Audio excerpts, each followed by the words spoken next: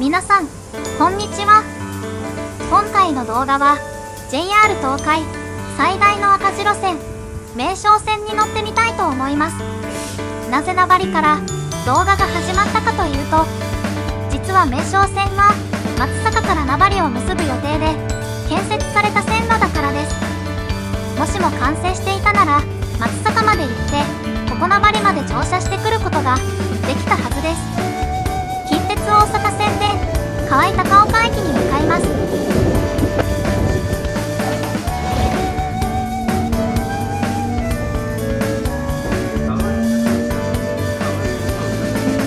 河合高岡駅から JR 名松線の市市駅には徒歩5分ほどで乗り換えできます。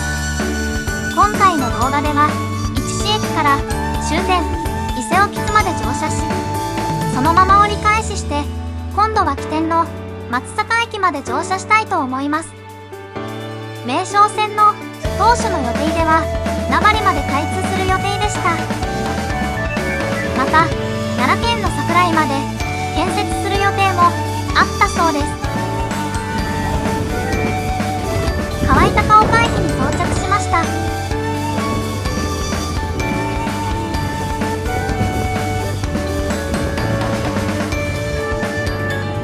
ちょうど黄色い伊勢志摩ライナーが颯爽と通過していきました。名松線市市駅までは歩いて5分ほどの距離でした。駅前の道をまっすぐ歩くだけで迷うことはありません。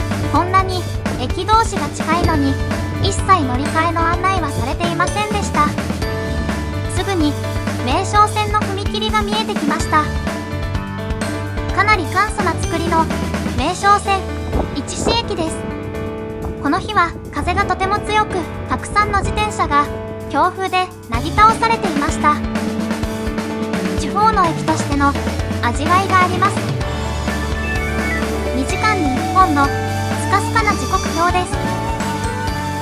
昔は有人駅だったらしく、お金を受け渡す石の台が残っていました。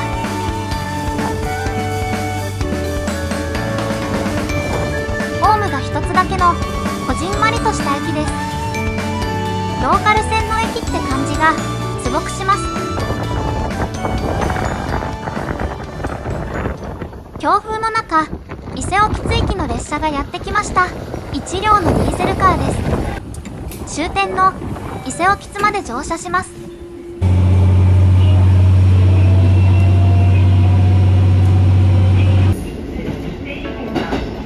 行き違い設備を撤去し、線路形状が不自然に曲がった駅伊勢木駅に到着します。名松線にはこのように行き違い設備を撤去した駅が数多くありました。何もない広い平野をエンジン音を轟かせながら進んでいきます。車内には数人しか乗車していません。途中駅から乗車する人はほぼいませんでした。伊勢川口駅には汚染車両を止めておくための線路がありました。名松線は全国でも珍しい標圏閉塞式とスタッフ閉塞式を現在でも使用しています。要は通行証のような許可証を持っていないとその間を運転できないという運転方式です。このぶら下がっている丸い輪っかのケースの中に通行証が入っています。これによって単線区間での安全が守られています。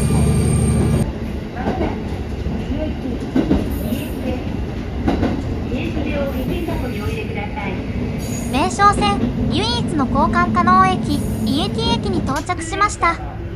この駅で行き違いと発車時間待ちのため12分ほど停車します。松阪からこの駅までの通行表の入ったキャリアを助役さんが持っていきます。対向の松阪行きもこの駅で時間調整をしています。松阪行きに通行表の入ったキャリアを渡しに行きます。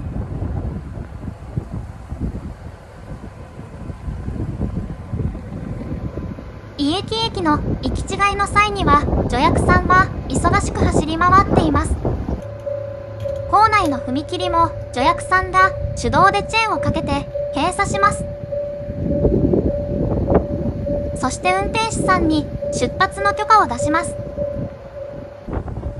ようやく松阪行きの電車が出発していきました。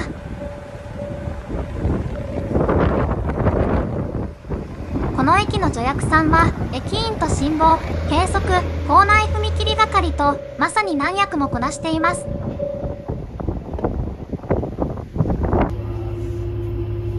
今度はこの列車に伊勢奥津までのスタッフが渡されました。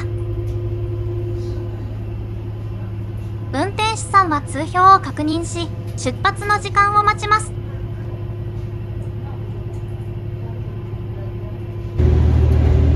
ようやく伊勢奥津に向けて出発しました。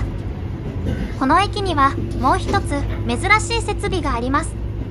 スプリングポイントといって、車輪でポイントを押し広げて進んでいきます。通常、このポイントの状態だと、ポイントを壊してしまいます。このポイントは、壊れることなく、通過した後、油圧の力で元の状態に戻ります。とても貴重なポイントとまではいきませんが、そこそこ珍しいポイントです。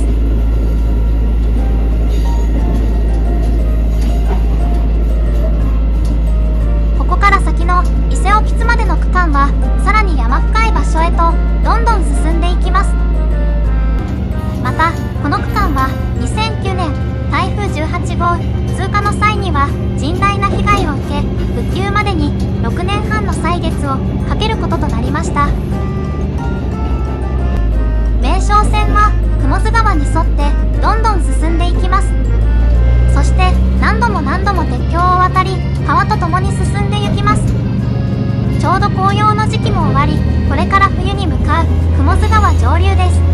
うなるようなエンジン音を響かせながら加速していきます。ただ、全く速度は出ていません。伊勢竹原駅横にはソーラーパネルがたくさん並んでいました。駅名の前に伊勢がつく駅が多いので当然かもしれませんが、名松線14駅中10駅が頭文字「い」で始まる駅名です。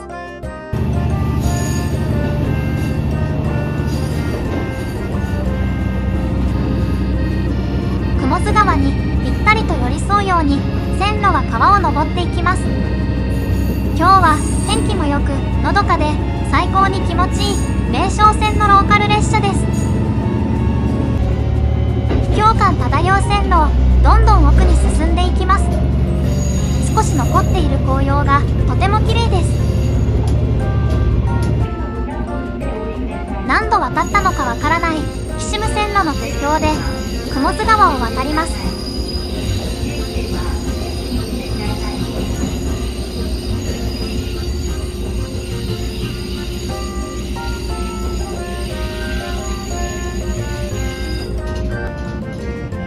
着いた駅は伊勢鎌倉駅です。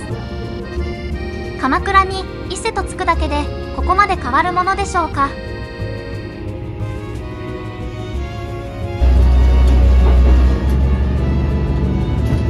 前方に何か巨大な構造物が見えてきました。美杉リゾートのウォータースライダーです。夏場にぎわう巨大な施設もシーズンオフは廃墟感に満ち溢れています。ちょうどススキの見頃の時期でもあり、線路の両側には黄金色のススキが頭を垂れていました。冬の雪景色、春の桜、夏の新緑、秋の紅葉、そしてススキの時期。名松線は1年を通して車窓の風景を存分に楽しめます。今流行の観光列車を運転すればきっといいと私も思います。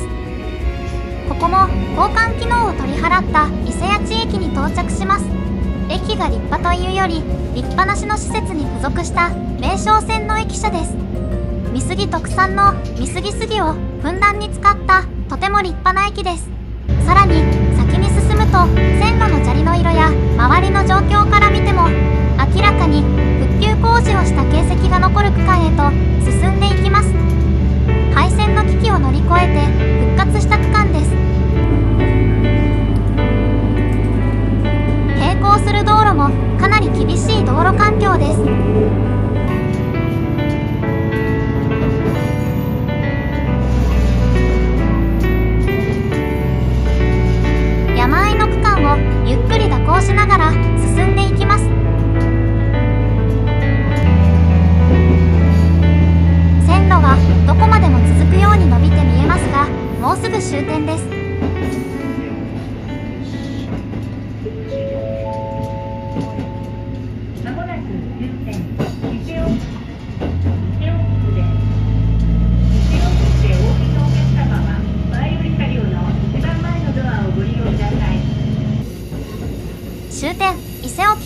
も明らかに線路配置を変更した形跡の残る異様に曲がった線形の駅構内の線路です。昔は絶対ホームの左側にも線路があったと思います。この先名張まで伸びる予定でしたが、ここで行き止まりとなっています。乗ってきた列車に乗って戻る予定なので11分の滞在ですが、少しだけ駅前を探検してみましょう。国鉄時代の名松線の写真がありました。まだ蒸気機関車が走っていた時代のものもあります。赤字ローカル線の山間部の終着駅にしては不釣り合いな立派な駅舎です。ホームから見えていた給水塔の方にやってきました。蒸気機関車が走っていた当時の写真が掲示されていました。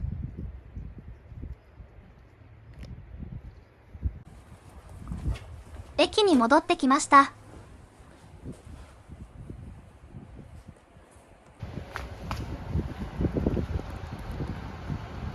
乗ってきた列車は折り返しの準備を行っている最中でした。この列車に乗り遅れると約2時間、この場所で次の列車を待たなくてはなりません。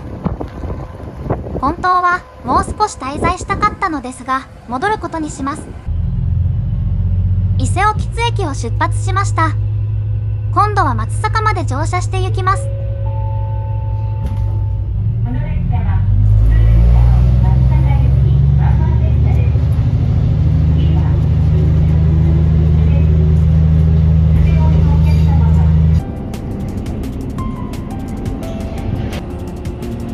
つい先ほど乗ってきたルートですが、走る方向が違うとなんだか新鮮です。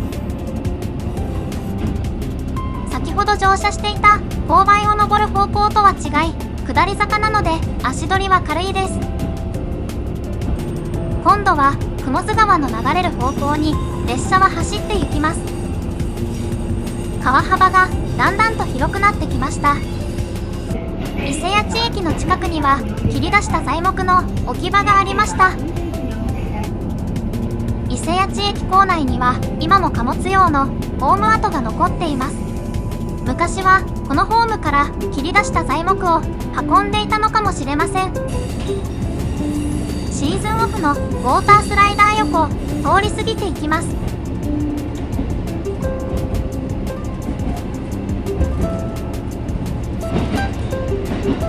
雲出川の川幅がだんだん広く緩やかになっていくに従って線路も平坦で緩やかになってきました。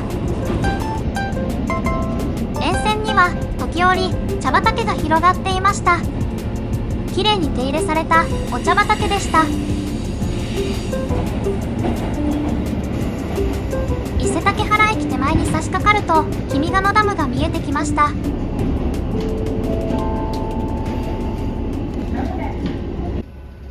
井駅駅に到着しました。今回も行き違いと時間調整でしばらく停車します。対向の列車は強風のため少し遅れて到着していました。普段の列車交換でも忙しいのに、この後助役さんは大忙しです。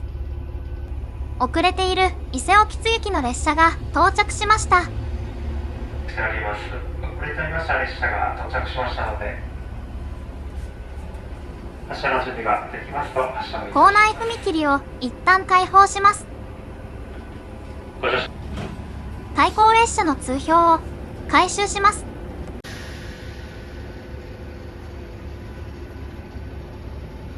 そしてこの列車に通標を渡します。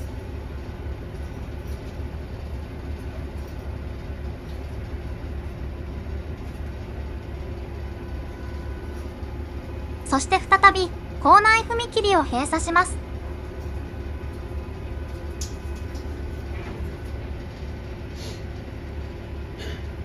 信号が青に変わってようやく出発です。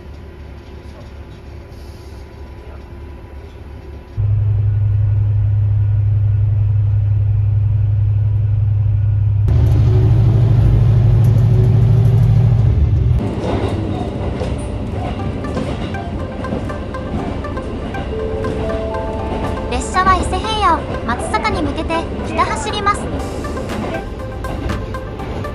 堂々とトラックに追い越されます。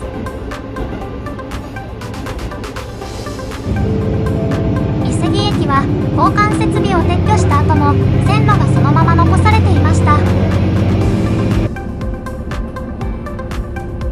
名松線に途中から乗車した市市駅を越えて行きます。なぜか倒れている自転車の数が増えているようにも思えます。紀勢本線との接続駅松阪駅はもうすぐです。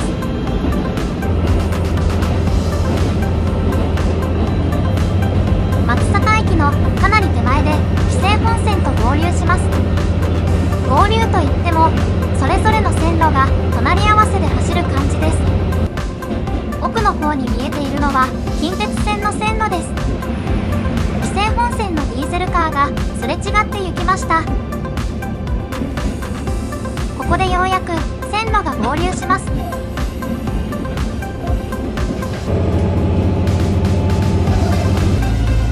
近鉄線との乗り換え駅名松線の起点松阪駅に到着しました。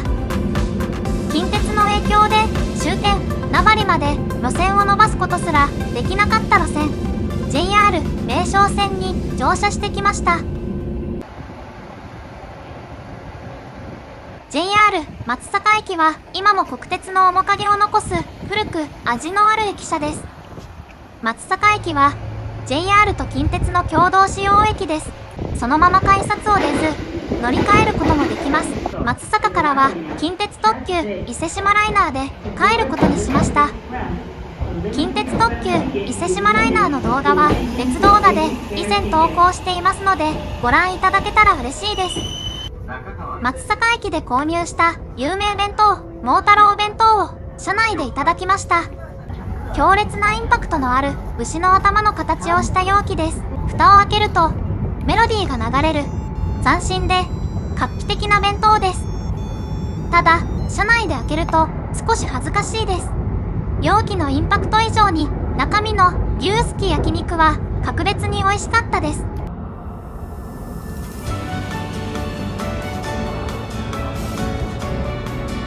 近鉄の圧倒的パワーによって目的地まで線路を伸ばすことができなかったですが、度重なる台風被害にも不死鳥のように復活し、現在も四季折々の景色を楽しめる JR 名松線の乗車体験動画でした。動画は以上です。ご覧いただきありがとうございました。